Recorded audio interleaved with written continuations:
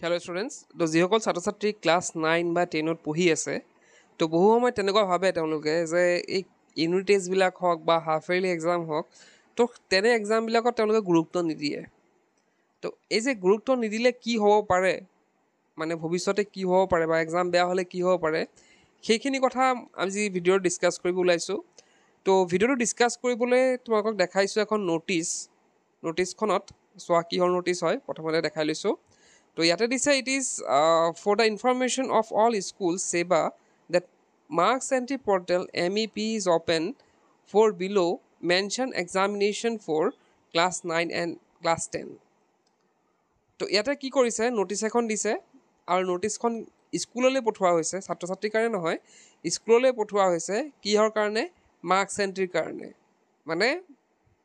কিহৰ মাৰ্কছ সেইটো চোৱা তোমালোকে এক নম্বৰত দিছে class 10 unit test examination 2024 unit test 1 class 9 unit test 1 examination 2024 তো তোমালোকৰ যোনবিলাক ইউনিট টেষ্ট ইতিমধ্যে হৈ গ'ল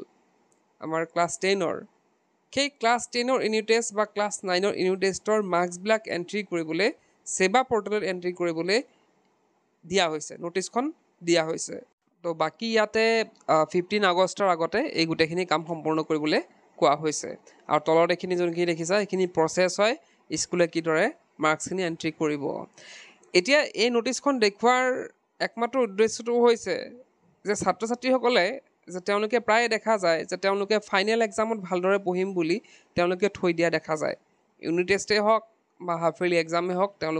তেওঁলোকে তাত বেছি গুৰুত্ব নিদিয়ে এতিয়া তোমালোকে দেখিলা যে এই যে ফাৰ্ষ্ট ইউনিট টেষ্ট আছে ইয়াৰ পৰাই কি কৰে ছেবাই কি কৰে তেওঁলোকৰ ছাত্ৰ ছাত্ৰীসকলৰ মাৰ্কছখিনি তেওঁলোকে ৰাখি থয় বিদ্যালয়ক সেইটো নিৰ্দেশ দিয়া হয় দেখিছা তোমালোকে ন'টিছত যে বিদ্যালয়ত সেইটো নিৰ্দেশ দিয়া হয় যে কি কৰিব লাগে মাৰ্কছখিনি ছেবা পৰ্টেলত এণ্ট্ৰি কৰি থ'ব লাগে তো প্ৰত্যেকটা ষ্টুডেণ্টৰ এগেইনষ্টত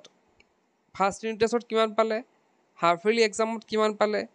ছেকেণ্ড ইউনিট টেষ্টত কিমান পালে বা ফাইনেল এক্সাম বা টেষ্ট এক্সামত কিমান পালে সেইখিনি কিন্তু গোটেই ডিটেইলছ ছেবাৰ তাত থাকে এতিয়া কথাটো হ'ল যেতিয়া আমাৰ কৰোণা আহিছিলে 19ত তো তেতিয়া কি হৈছিলে এই যে মাৰ্কছবিলাক লোৱা হৈছিল তেতিয়াৰ পৰা ষ্টাৰ্ট হৈছিল আৰু মাৰ্কছবিলাক লোৱা তো এই মাৰ্কছবিলাক লৈ পেলাই কি কৰিছিল ছেবাই তেতিয়াতো এক্সাম হোৱা নাছিলে তো এই মাৰ্কছবিলাকৰ ভিত্তিতে তেওঁলোকে কি কৰিছিলে ৰিজাল্ট ঘোষণা কৰিছিল কথাটো বুজি পাইছা যে ছেবাই সেইটো বস্তু তাৰ পৰা ষ্টাৰ্ট কৰিছিলে যে unit test half yearly second unit test আৰু ফাইনেলৰ বা টেষ্টৰ মাৰ্কছবিলাক তেওঁলোকে কি কৰিব লাগিব পৰ্টেলত দিব লাগিব আৰু যদিহে কিছুমান অসুবিধা আহি পৰে বা কিবা যদি মানে তেওঁলোকে বিচাৰে তেওঁলোকে কিন্তু তোমালোকৰ সেই যোনবিলাক মাৰ্কছবিলাক আছে সেই মাৰ্কছবিলাকৰ জৰিয়তে তেওঁলোকে কি কৰিব তোমালোকৰ ৰিজাল্টটো ঘোষণা কৰিব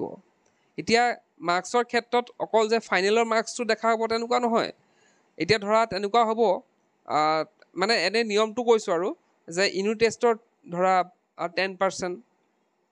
আকৌ হাফ ইয়াৰলি ধৰা 30% আকৌ ছেকেণ্ড ইউনিট টেষ্টত 10% ফাইনেলৰ 50% তো এনেকুৱা মানে পৰ্চনত কি কৰা হয় মাৰ্কছবিলাক কাউণ্ট কৰা হয় তোমালোকে এইটো নাভাবিবা যে আমাৰ ইউনিট টেষ্টটো ভাল বেয়াকৈ দিলোঁ বা হাফ ইয়াৰলি বেয়াকৈ দিলোঁ ফাইনেলত মই বহুত নম্বৰ পালোঁ তো ফাইনেলৰ মাৰ্কছটো কাউণ্ট কৰা হ'ব তেনেকুৱা নহয় আমি কিন্তু চাব লাগিব যে প্ৰত্যেকটা এক্সাম যাতে আমাৰ ভাল হয় কাৰণ যদিহে বাই চান্স এইটো নিয়মত ছেবাই যদি ভাবে যে মই কিবা ক্লাছ 9ৰ বা ক্লাছ 10ৰ এক্সামটো আমি কি কৰিম পৰ্টেলত থকা মাৰ্কছৰ জৰিয়তে এক্সাম মানে ঘোষণা কৰিম এক্সামৰ ৰিজাল্টটো ঘোষণা কৰিম তেন্তে তেওঁলোকে কিন্তু কৰিব পাৰে আৰু তেওঁলোকত থকা সেই ডিটেইলছখিনিয়ে তেওঁলোকক সহায় কৰিব ৰিজাল্টটো দিয়াত তো গতিকে তোমালোকে যদি এক্সামবিলাক বেয়াকৈ দিয়া সেই পৰ্টেলতটো বেয়াকৈ ভৰোৱা হ'ব নম্বৰখিনি তোমালোকে যেনেকুৱা নম্বৰ পাবা তেনেকুৱা পৰ্টেলত ভৰাব লাগিব তো গতিকে আমি সেইটো কাৰণে মই কৈছোঁ যে প্ৰত্যেকটা এক্সাম আমি ভালদৰে দিয়াটো প্ৰয়োজন কাৰণ বাই চান্স যদি এক্সাম নহয় এতিয়া HSLC এক্সামৰ কথা কওঁ HSLC এক্সামটো হ'বই পাৰা 2025 কিবা কাৰণবশতঃ যদি এক্সাম নহ'বলগীয়া হ'ল বা ক্লাছ 9ৰ ক্ষেত্ৰতে যদি কিবা কাৰণত এক্সাম নহ'বলগীয়া হ'ল HSLC হওক তো তেতিয়া কি হ'ব এই যে তোমালোকৰ নম্বৰবিলাক আছে তাৰ ভিত্তিতে ৰিজাল্ট দিয়া হ'ব যদি তোমালোকে বেয়া কৰি থৈছা তো বেয়াই হ'ব আৰু যদি ভাল কৰি থৈছা ভালেই হ'ব গতিকে আমি সেইটো কাৰণে আমি কি কৰিব লাগিব প্ৰত্যেকটা এক্সাম চিৰিয়াছলি দিব লাগিব যিহেতু আমাক পৰ্টেলত গোটেই ডিটেইলছ আমাৰ ভৰোৱা থাকিব পৰ্টেলত যিহেতু গোটেই ডিটেইলছখিনি আমি ভৰাব লাগিব, স্কুলৰ পৰা ভৰাবলগীয়া হ'ব। গতিকে আমি প্ৰত্যেকটা এক্সাম ভালদৰে দিলেহে আমাৰ ভাল মাৰ্কছবিলাক তাত থাকিব, পৰ্টেলত থাকিব, যাৰ দ্বাৰা যদিহে বাই চান্স কেতিয়াবা ভৱিষ্যতে আমাৰ ৰিজাল্টটো ইয়াৰ দ্বাৰা পৰ্টেলত থকা নম্বৰৰ দ্বাৰাও যদি ঘোষণা কৰা হয়, তথাপিও আমাৰ ৰিজাল্টটো ভাল হ'ব। তো এইখিনি আছিল আজিৰ ভিডিঅ'টোৰ উদ্দেশ্য। তোমালোকে হয়তো এতিয়া অলপ চিৰিয়াছ হৈ যোৱা, ফাৰ্ষ্ট ইউনিট টেষ্ট যি হ'ল, কিন্তু half yearly second unit test বা টেষ্ট এক্সামবিলাক ভালদৰে দিবলৈ চেষ্টা কৰা। তো আজিৰ ভিডিঅ'ত শেষ কৰিলোঁ। কিপ ৱাচিং উই কেন লাৰ্ণ।